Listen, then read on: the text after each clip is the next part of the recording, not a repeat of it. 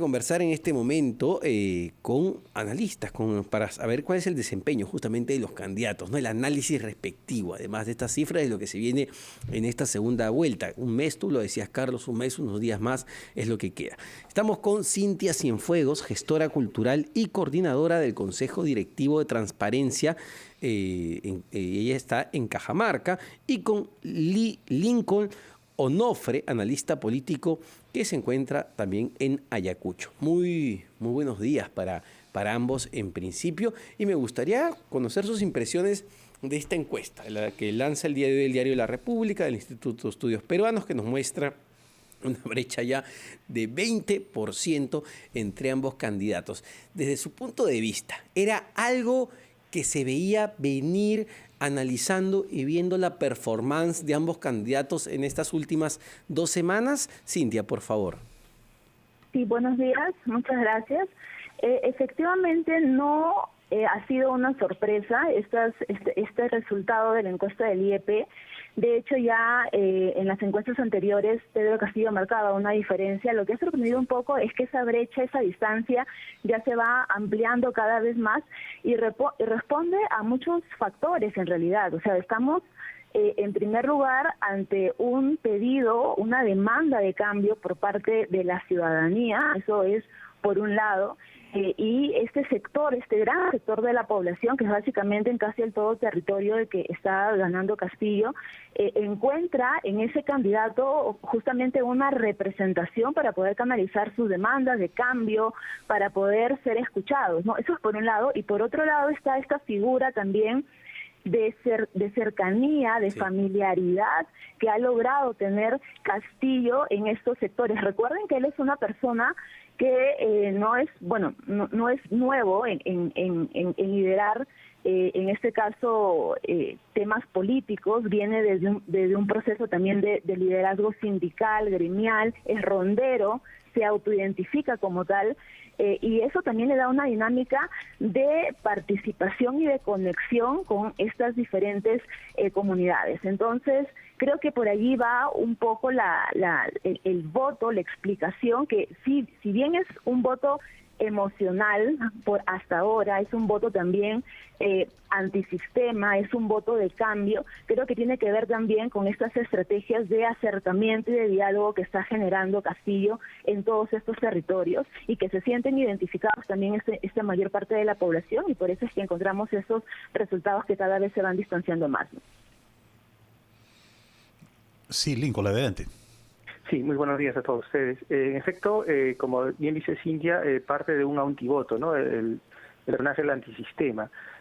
Aquí hay algunas cosas que me llaman mucho la atención. Primero, que el terruqueo no le ha dado resultados a Fuerza Popular, porque la gente en el sur no lo toma con miedo el terruqueo, sino más bien con una suerte de rabia, porque el estigmatizarte como con el tema del terruqueo se ha vivido pues en los 80, los 90, ¿no? O sea, uno que es Ayacucho migraba hacia la capital, y lo primero que era, tan solo por ser Ayacucho te terruqueaban.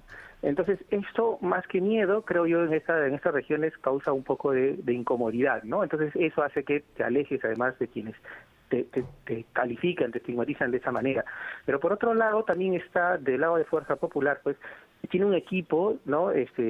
Que la población en su conjunto ya no lo ve con buenos ojos. Estamos hablando de personas que acompañan a Fuerza Popular, que de alguna manera están vinculadas en el concepto del imaginario colectivo como personas asociadas con la corrupción, con el autoritarismo. No tanto, creo yo, con el autoritarismo, no porque no exista, sino porque el elector peruano tiende a los autoritarismos, sino más bien con este lado de la corrupción, de la manera como se ha venido manejando la política desde el año pasado, ¿no?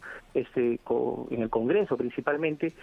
Tiene también que ver con este voto pandémico, ¿no? Es un momento que trasciende a una crisis sanitaria, y esa crisis sanitaria se ha reflejado en el bolsillo de las personas. Entonces, sí, es una crisis económica.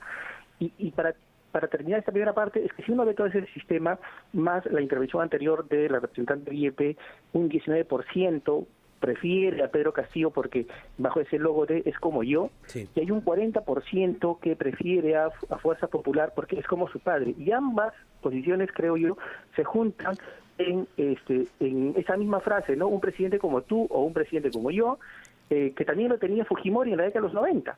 cuando él es electo o estaba de candidato, justamente eran casi las mismas características, ¿no? Una persona que se identificaba con las bases populares en un momento de crisis económica, política, un personaje, pues, un outsider, ¿no? Un apolítico, un antisistema. Todas esas figuras, de alguna manera, creo yo, guardan ciertas similitudes en la década de los 90 y lo que estamos viviendo ahora, ¿no? ¿Cómo está Cintia? ¿Cómo está Lincoln? Muy buenos días, le saluda Carlos González.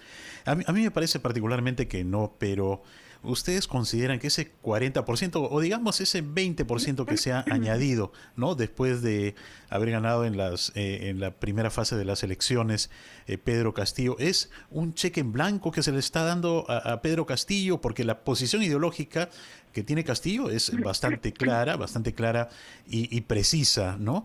Pero hay muchos electores, según mi interpretación que hago sobre el resultado de las encuestas, que está votando por Pedro Castillo, pero que está también considerando, ¿verdad?, que no se puede aplicar radicalmente sus propuestas. No sé qué opinan ustedes al respecto. Cintia, por favor. Bueno, creo que al ser esta una contienda bastante polarizada, donde se ha enfocado más en el ataque, en la descalificación, en encajar en adjetivos a las personas que no votan como yo, nos está dando una desventaja tremenda, que es basar este proceso electoral justamente en la información para una buena toma de decisiones. Entonces, estamos esperando mucho de los candidatos, es verdad, pero también creo que como sociedad civil, como ciudadanía, tenemos el deber y la responsabilidad de poder exigir un mínimo de compromisos y también de garantías a ambos para que puedan llevar este proceso lo más democrático dentro de los marcos institucionales, pero al mismo tiempo se comprometan a poder, creo que acá hay dos puntos importantes: reconocer lo que ha funcionado, reconocer lo que está bien, y por otro lado mirar también qué no ha funcionado, que es justamente esta demanda de cambio radical para muchos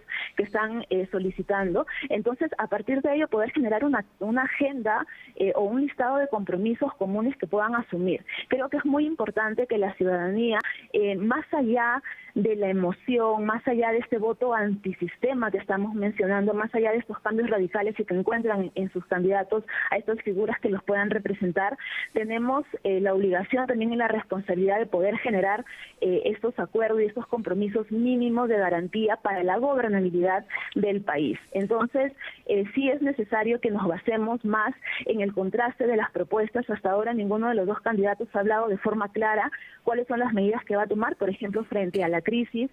Otro tema es el tema de Constitución, que ya está sobre la mesa. Gane quien gane, va a tener que abordarlo también. Entonces creo que son oportunidades de poder generar diálogo, y para eso desde ya debemos de solicitar un pacto mínimo, un conjunto de compromisos desde la ciudadanía para que ambos candidatos, llegando al poder, puedan garantizarnos esos acuerdos de gobernabilidad, de no repetir los errores anteriores y sobre todo de no volver atrás en cosas que nos han hecho tanto daño. Entonces ahí creo que estamos mirando mucho al candidato, a la candidata, pero nos olvidamos que también como sociedad civil tenemos una gran responsabilidad de poder marcar la agenda para ellos y de poder dar propuestas y garantizar, como repito, estos compromisos para de un eventual gobierno en cualquiera de los dos podamos tener este marco de institucionalidad y de gobernabilidad. Perfecto. Antes de darle la palabra a Lincoln, vamos a hacer una pausa, pero venimos con mucho más, con justamente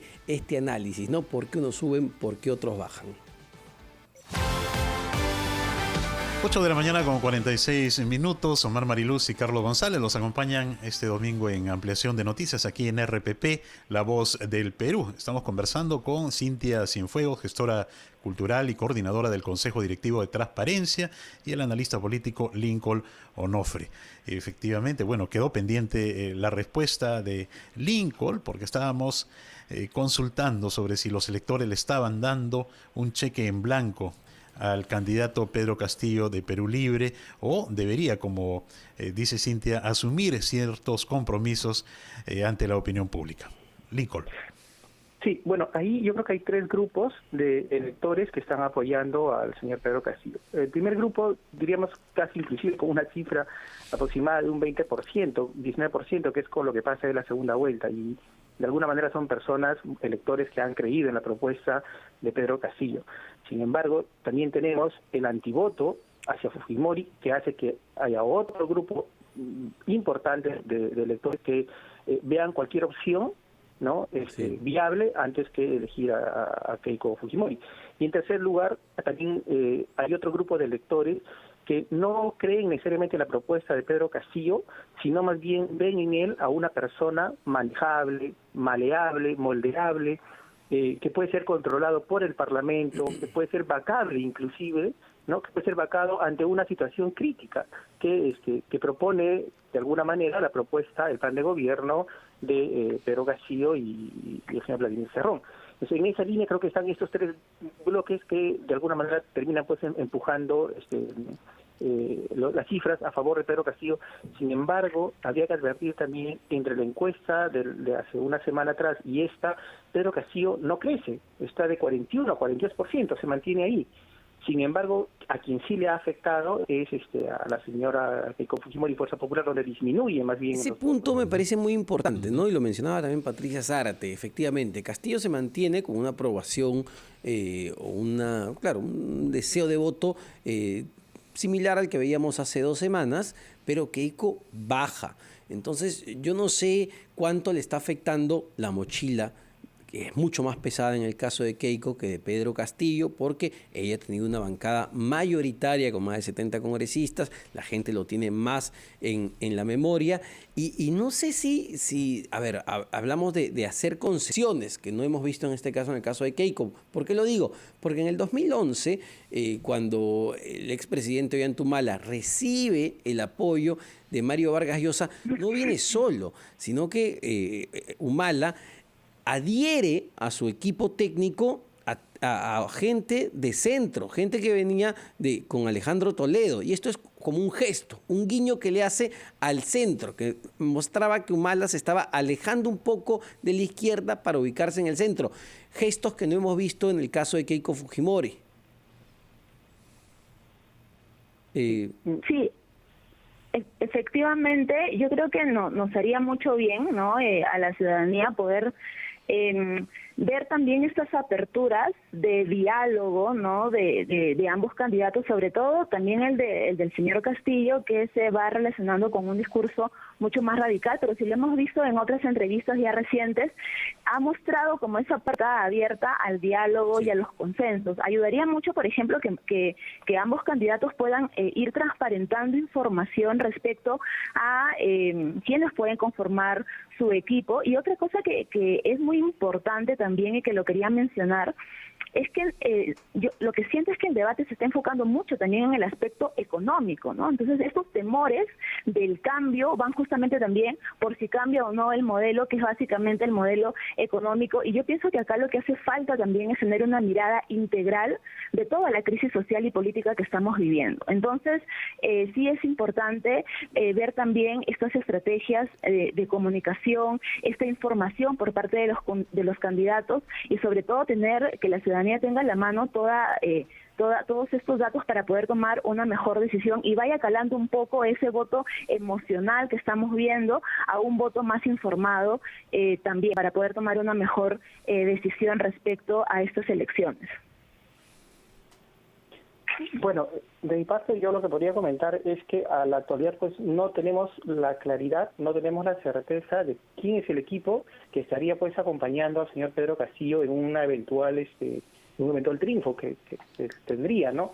Del otro lado conocemos, pero lo que conocemos también no es tanto de nuestro agrado. O sea, hablo como elector, ¿no? O sea, como población electoral, llama mucho la atención pues la continuidad de determinadas figuras políticas, ¿no?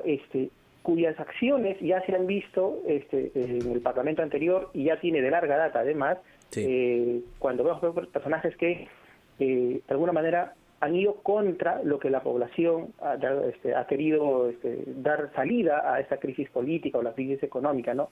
Pero esta situación otra vez, creo que este voto pragmático del elector nos lleva siempre al mismo escenario. lo que me lleva a repensar y a cuestionar el tema de la institucionalidad y el tema de la ciudadanía. ¿Cuál es la responsabilidad de nosotros los electores como ciudadanos más allá de las elecciones del 5 de abril? Perdón, más allá de las elecciones de abril o de la segunda vuelta, lo que fuere, ¿no? Entonces, ¿cuál es? Y además que tampoco estamos viendo como ciudadanos el fortalecimiento de las instituciones, de la institucionalidad en sí misma, sino vemos personajes. Entonces somos ese voto pragmático que no está votando por Perú Libre necesariamente, que no está votando por Fuerza Popular, sino vota por una figura que es Keiko o una figura que es Pedro. Entonces creo que ese es uno de los grandes errores también que nosotros debemos reflexionar como electores.